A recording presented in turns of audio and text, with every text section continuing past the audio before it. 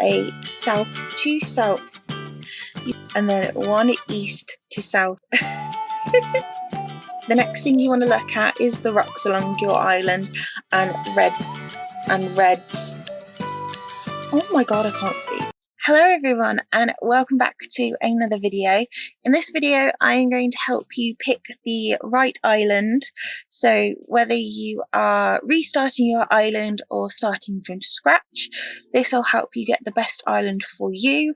So there are lots of different islands you can pick from, and each time you do this it will randomize. We will go through it together. So once you log into Animal Crossing, this is what you'll be greeted with. So you've got Timmy and Tommy. So Timmy says, "Good morning, we're so excited to have you here." So they tell you a bit about themselves and then they ask if it is your first time.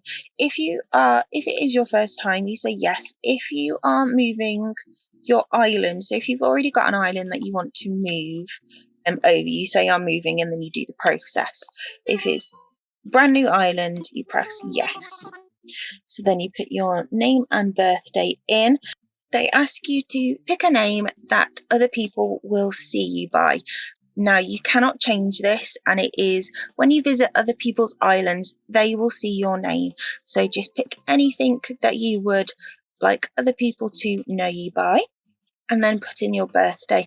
This is for Animal Crossing villagers throw a birthday for you, so you can put your actual birthday or you can put just a date where you would like your Animal Crossing villagers to throw you a little party.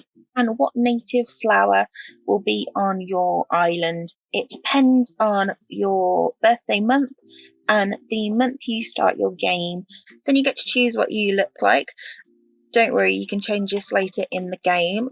Then you pick whether you're northern or southern hemisphere. This will tell your game which season to play in. And then you pick your island. So you always have 4 to choose from, and they always come with 3 different rivers to pick from. You always have 2 south river mouths into the sea, 1 west to south river mouth, and then 1 east to south river mouth as well. And then you have an extra one to pick from. The next thing you want to look at is where your resident services and your airport is located.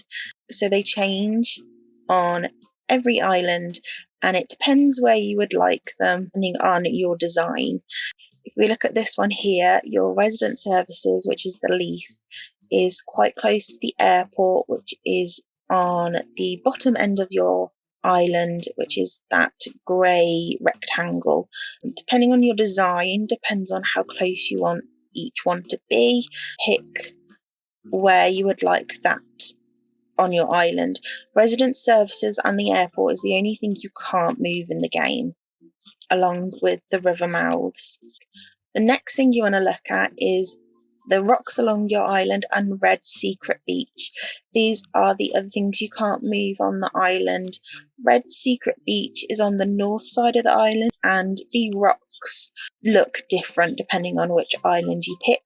The other thing you want to look at is there is part of the island that sticks out along the beach, which the Able sisters can sometimes fit on depending on which island you pick. It'll either be on the east side or the west side, so you can go into game and kind of have a look at that if you would like, depending on which island you pick. And then the last thing is the dock.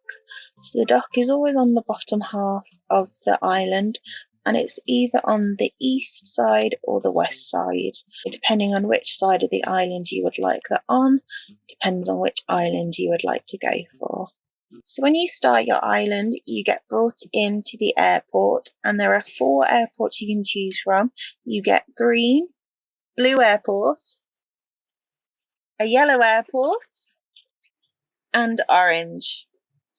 By the way, this took me so long to get. Depending on the colour of your airport, depends on the colour of some of your Nook Stop items. I will give you a link down below of a good graphic to use, which I've used.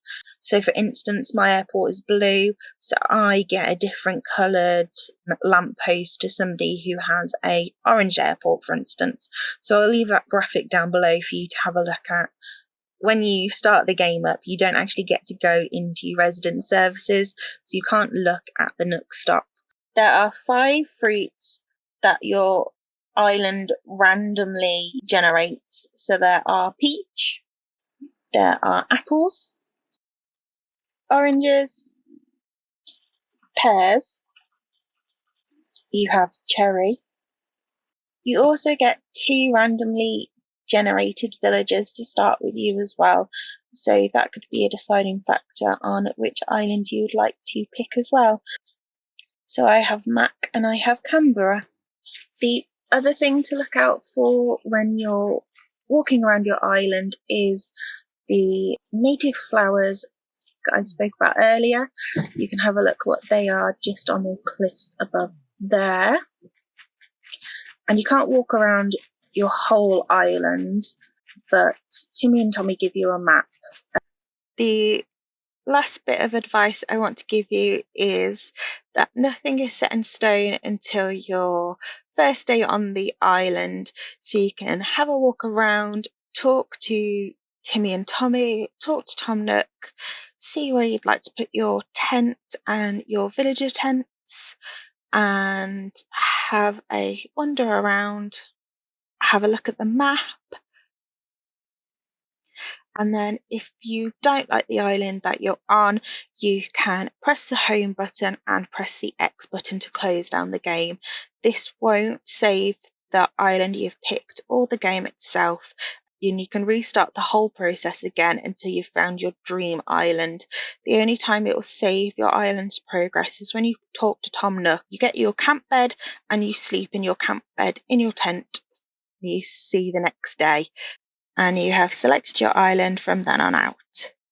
Okay, so that's it for this video. I hope it has helped you pick the right island for you. If you've liked it, please give it a big thumbs up and subscribe if you are new.